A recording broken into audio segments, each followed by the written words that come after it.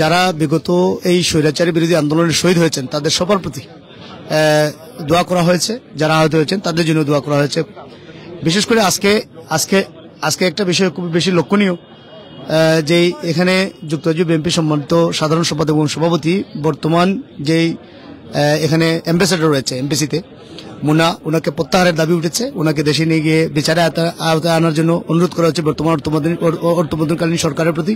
কারণ এরই মাধ্যমে এদেশে যত অপকর্ম করেছে আওয়ামী লীগ, অনেকগুলো প্রমাণ রয়েছে। দ্বিতীয় বেগমপাড়া এখানে গঠন করা হয়েছে।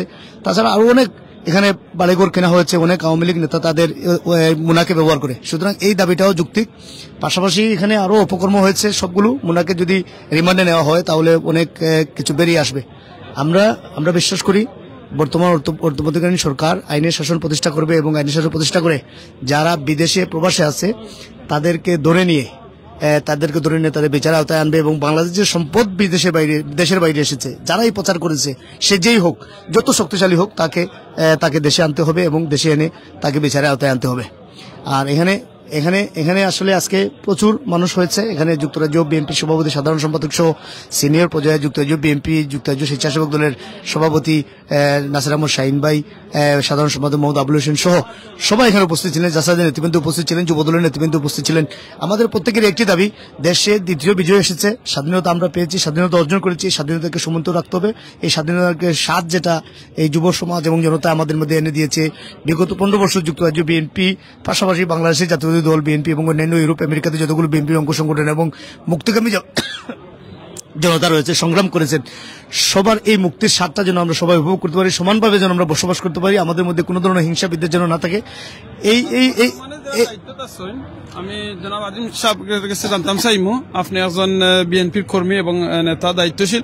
আপনার কাছে জানতাম চাইমু, বর্তমানে যে সরকার বাংলাদেশ আছেন তার প্রতি আপনার আর যুক্তরাজ্য থেকে কিতা দাবি একটু কইবেন?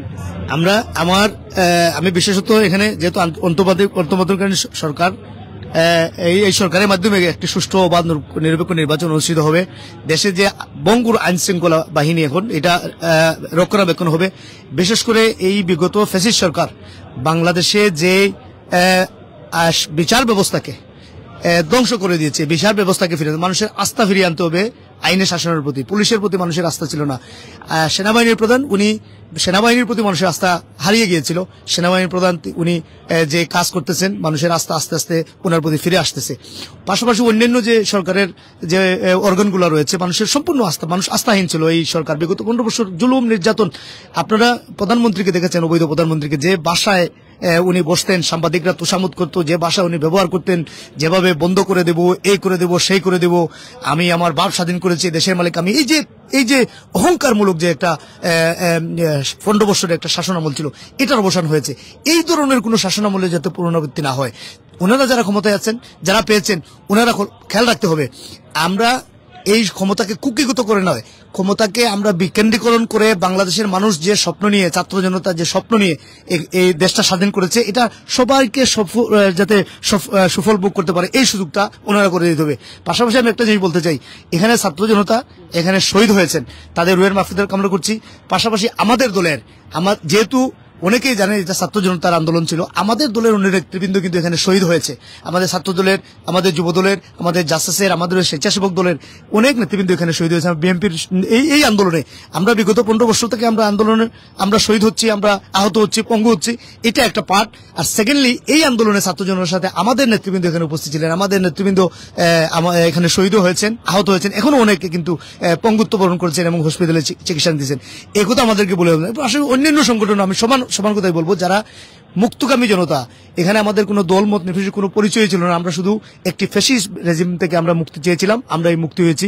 আমি এই সরকারের কাছে শুধু বলবো, যে আশা উদ্দেশ্য নিয়ে স্বাধীনতা যুদ্ধ হয়েছিল, যে আশা উদ্দেশ্য নিয়ে এই আমরা দ্বিতীয় স্বাধীনতা অর্জন করলাম, এটা যেন আমাদের বিফলে না যায়। অপশক্তি অবশ্যই আছে, তারা চাইবে আমাদের দেশটাকে আবার উচ্ছৃঙ্খল করতে, আমাদের প্রমাণ করে দিতে আমরা যা করেছি এটা ভুল। এইটা থেকে যেন আমরা সবাই সচেতন থাকি, দেশের জনগণকে সচেতন থাকতে হবে, এই সরকারকে সহযোগিতা করতে হবে। ধন্যবাদ। আমি জনাব আজিম সাহেবের কাছে দুইটা জিনিস জানতাম চাই। একটা হলো কি, বর্তমানে আপনি দেখছেন শিক্ষার্থীরা যেভাবে রোড ট্রাফিকের কাম করা, ক্লিনিং এর কাম করা, এই ব্যাপারে আপনার মন্তব্যটা কইবা। এবং সাথে সাথে আমি কইতাম সালাম, অনেক জায়গা দেখা যায় রাহাজানি চলের, লুটতরাজ চলের, এই ব্যাপারে আপনার মন্তব্যটাও একটু কইবা। ধন্যবাদ। আসলে ছাত্রদের যে কাজটা না, ছাত্ররা এই কাজটা এখন করতেছে, কারণ এই কাজটা করার জন্য ছাত্ররাও প্রস্তুত ছিল না। বিগত অবৈধ সরকার আমাদের দেশের মানুষকে বাধ্য করেছে। এই ধরনের পরিস্থিতি আসার পরে যে যে ছাত্র জনতা যেই পারে তার অবস্থান থেকে সে দেশের দায়িত্বটা হাত তুলে নিয়েছে। এটা আমি সাধুবাদ জানাই। তবে যেহেতু ছাত্র, তাদের ভবিষ্যৎ রয়েছে, লেখাপড়ার প্রয়োজন রয়েছে। আমার মনে হয় তারা যতক্ষণ প্রয়োজন ততক্ষণ পর্যন্ত তারা দেশের এই সংস্কারের কাজ চালিয়ে যাক। দেশের আইন শৃঙ্খলা পরিস্থিতি স্বাভাবিক হলে তারা তাদের দায়িত্বে, তারা তাদের লেখাপড়া চলে যাবে। আইন শৃঙ্খলা বাহিনী দেশের সবাইকে প্রোটেক্ট করবে এবং দেশের যে বর্তমান অবস্থা, এখানে আমার মনে হয় যে যে জায়গায় আছি আমরা, শুধু ছাত্র জনতা না, আমার নিজের দায়িত্ব, মাদ্রাসার ছাত্রছাত্রী সবাই আসতেছে, সবাই। আমি এখানে সব শ্রেণী পেশার মানুষ, ধর্ম বর্ণ নির্বিশেষে, ইসলাম, হিন্দু, বৌদ্ধ, খ্রিস্টান সবাই কিন্তু বাংলাদেশ সংস্কারের জন্য কাজে নেমে গেছে। তো ছাত্রদেরকে আমাদেরকে সহযোগিতা করা দরকার। এই ছাত্ররা আমাদেরকে স্বপ্ন দেখেছে, জনতাকে স্বপ্ন দেখেছে।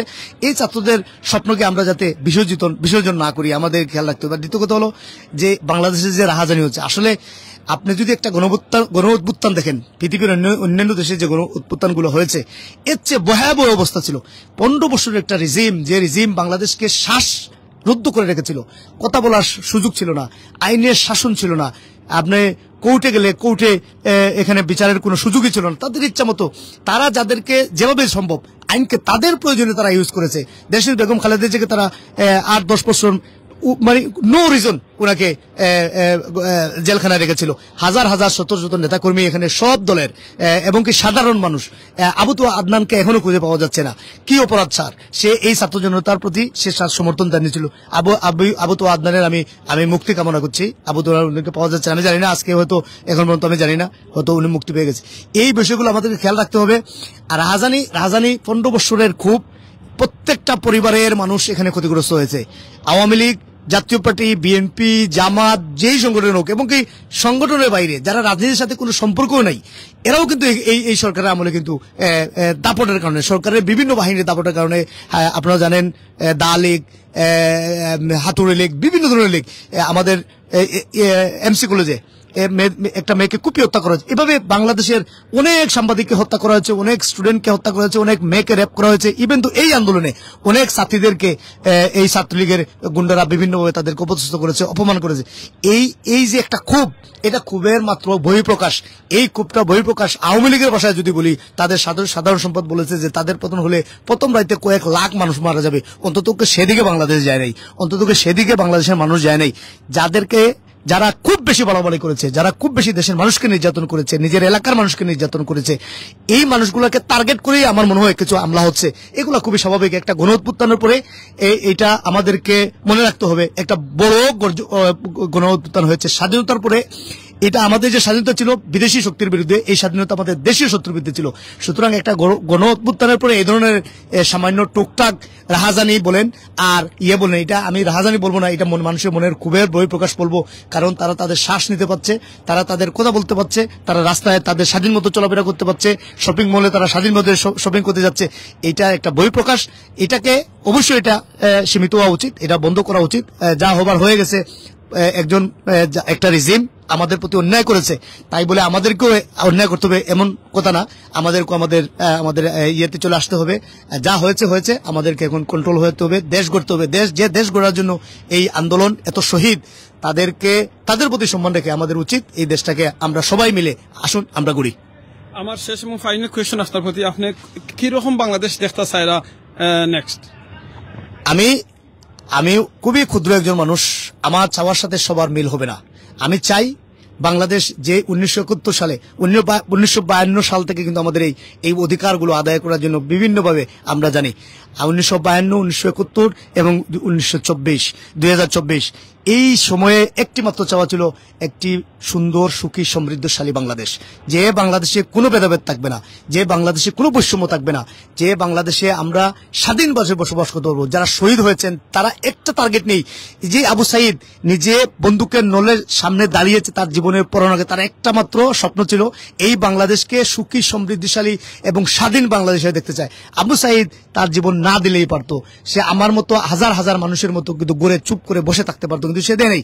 সে ভাবছে আমি শহীদ হলে যদি বাংলাদেশ স্বাধীন হয়, আমি শহীদ হলে বলি যে বাংলাদেশের মানুষ যদি সুখে শান্তিতে থাকতে পারে, আমি শহীদ হলে যে ছাত্ররা বা এখানে চাকরির যদি সুযোগ হয়, যারা চাকরি চাচ্ছে, যারা চাকরির জন্য ঘোরাঘুরি করছে, তাদের চাকরি যদি সুনিশ্চিত হয়, দেশের মানুষ যদি স্বাধীনভাবে তাদের চলাফেরা করতে পারে, তাহলে আমি সাঈদের এক জীবনের বিনিময়ে লক্ষ কোটি হাজার হাজার 18 কোটি মানুষ যদি স্বাধীনভাবে থাকতে পারে, আইনের শাসন প্রতিষ্ঠিত হয়, দেশের সরকার যদি দেশের মানুষের প্রতি সমভাবে বিচার করে বিশ্লেষণ করে, তাহলে আমি সাঈদ কিছু না। এই কথাগুলোই আমি এভাবে চাই। আমিও এক্স্যাক্টলি এই জিনিস আবু সাঈদরা স্বাধীনতা যুদ্ধে সহ আবু সাঈদরা যে কারণে এবং আমাদের দলের নেতৃবৃন্দ যে কারণে শহীদ হয়েছে, যে একটা মাত্র সুখী সমৃদ্ধশালী বাংলাদেশ এবং আগামীর ভবিষ্যতের জন্য একটি সুন্দর বাংলাদেশ রাখার জন্য যে সংগ্রাম হয়েছে, শহীদ হয়েছে, আমি এদের কোনো বাংলাদেশ চাই। পাশাপাশি একটা জিনিস বলতে চাই, শেষ যেহেতু আমি আর বলবো না, দেশনায়ক তারেক রহমান সাহেবের বাংলাদেশে যাওয়া সুনিশ্চিত করতে হবে, ওনার প্রোটোকলের ব্যবস্থা করতে হবে। উনি শহীদ রাষ্ট্রপতি জিয়াউর রহমানের ছেলে, উনি দেশনেত্রী বেগম খালেদা জিয়ার সন্তান, উনি বাংলাদেশের প্রথম যিনি মুক্তিযুদ্ধ ঘোষণা করেছিলেন, মুক্তিযোদ্ধার সন্তান, উনি বাংলাদেশের প্রথম মহিলা মুক্তিযোদ্ধার সন্তান, উনি বাংলাদেশের প্রথম মহিলা প্রধানমন্ত্রীর সন্তান। এই বাংলাদেশের ইতিহাসে এবং শুধু বাংলাদেশ না, পৃথিবীর ইতিহাসে এমন কোন পরিবার নাই যে আপনি দেখাতে পারবেন না আপনারা যে একই পরিবারে উনার আব্বা ছিলেন রাষ্ট্রপতি, মা প্রধানমন্ত্রী।